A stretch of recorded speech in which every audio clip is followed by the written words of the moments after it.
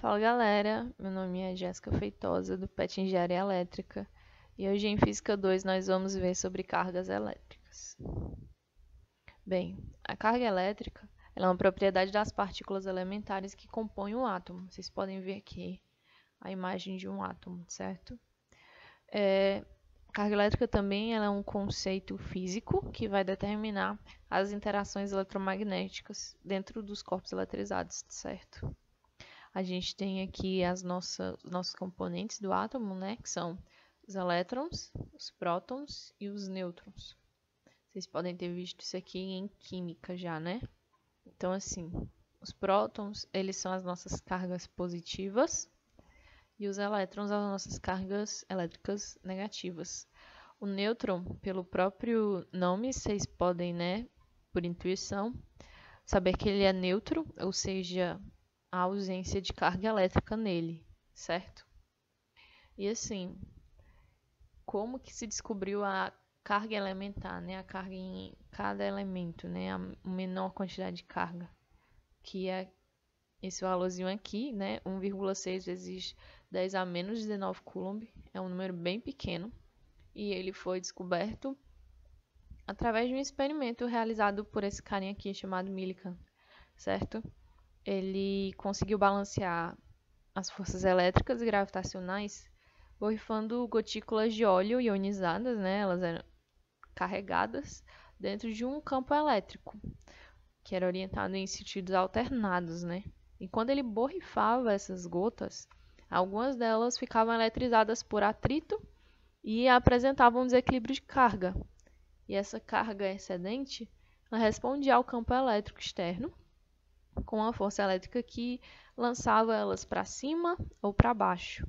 Isso de acordo com o sinal presente no seu interior, poderia ser negativo ou então positivo, certo? E assim, algumas dessas gotículas, tinham a força peso, força elétrica, empuxo, atrito do ar, muito próximo de se anular, e isso fazia com que elas subissem ou descessem muito devagar. E assim ele conseguiu fazer medidas precisas do diâmetro e massa delas, né? E isso foi super importante para que ele conseguisse determinar essa carga individual de cada gota, né? Então, assim, com esses dados, ele percebeu os valores de carga, né? Que eles eram determinados com sempre múltiplos de um valor menor. Que exatamente esse aqui, tá certo? Ele conseguiu embasar essa quantização da carga. E a partir daí aumentaram muito, né? Impulsionou muito os estudos sobre fenômenos elétricos na natureza. A gente tem aqui o quarks. O que é isso, né? Na física de partículas, essa é uma partícula elementar e um dos dois constituintes fundamentais da matéria. O quarks ele se combina para formar partículas compostas. Essas partículas compostas são chamadas de hadrons, e que são mais estáveis. E esse tipo são, por exemplo, prótons e nêutrons, certo? A gente vê aqui uma composição dos prótons, que são 2 ups e um down, e o nêutron, que são 2 downs e um up. E o que é isso, né? O up ele possui carga positiva e um módulo de 2/3 da elementar. O down ele possui carga negativa e com um módulo de 1/3 na carga elementar.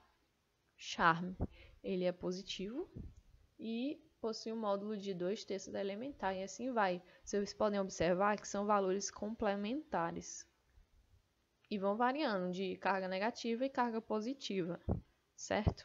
A gente tem o up, down, strange, charme, top e o bottom, certo?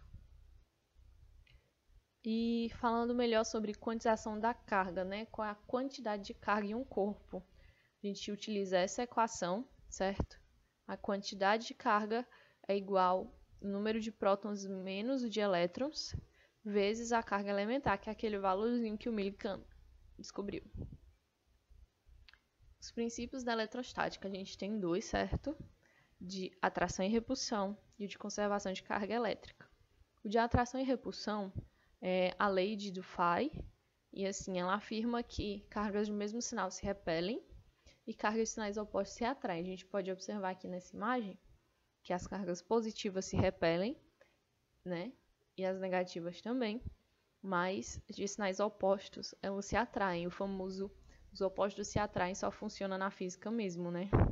E assim, sobre conservação de carga elétrica, é o mesmo princípio de força, ou seja, nada se perde, tudo se transforma. Então, a quantidade de carga elétrica depois é igual à quantidade de carga elétrica antes. Ela pode ser transformada, ela pode ser estar em outros corpos, mas sempre vai ser a mesma quantidade. A gente vai ver um pouquinho mais para frente. E sobre os tipos de materiais, né, em relação às cargas. A gente tem 3 tipos principais de materiais, que são condutores, isolantes e semicondutores. E isso tem a ver com a resistência deles para transportar essa carga elétrica. A gente pode fazer uma analogia, né, de, por exemplo, um cano de água, que aqui no meio vai passar água, tá certo? Um cano d'água, um pouquinho torto, pelo visto. Mas assim, aqui vai passar água e no caso essa água seria a carga elétrica, tá certo? E assim, um condutor, ele não resiste a essa condução de carga elétrica dentro dele, certo? Então, a carga dentro dele passa numa boa, certo? Já os isolantes, ele vai ter algumas barreiras para dificultar isso, entendeu? Ele vai resistir. Então, vai ser, por exemplo, um cano cheio de gordura. Então, vai ser um pouquinho mais difícil para essa carga aqui passar por ele, tá certo? E os semicondutores, ele possui um comportamento intermediário entre os dois, né? Já pelo prefixozinho aqui. Então, vamos lá. Existem 3 tipos de eletrização e a primeira delas que a gente vai ver é por atrito. Também pode ser chamada de triboeletrização. Ela ocorre quando 2 corpos, né, de materiais diferentes sofrem atrito e são eletrizados, tá certo? A eletrização por atrito resulta em cargas opostas, tá certo? Vocês podem observar aqui que o vidro e a seda estão com cargas opostas. Então, assim, aqui a gente tem uma tabela, né, de eletrização em relação aos materiais. A gente pode ver aqui que o Teflon é o menos fácil de você eletrizar e a pele humana seca a mais fácil, digamos assim, o melhor condutor, certo? E vamos lá. A eletrização por contato. Ela ocorre para redistribuir as cargas, né? Então, temos um objeto carregado e quando ele encosta em outro, no caso aqui ele está neutro, então a sua carga vai ser igual.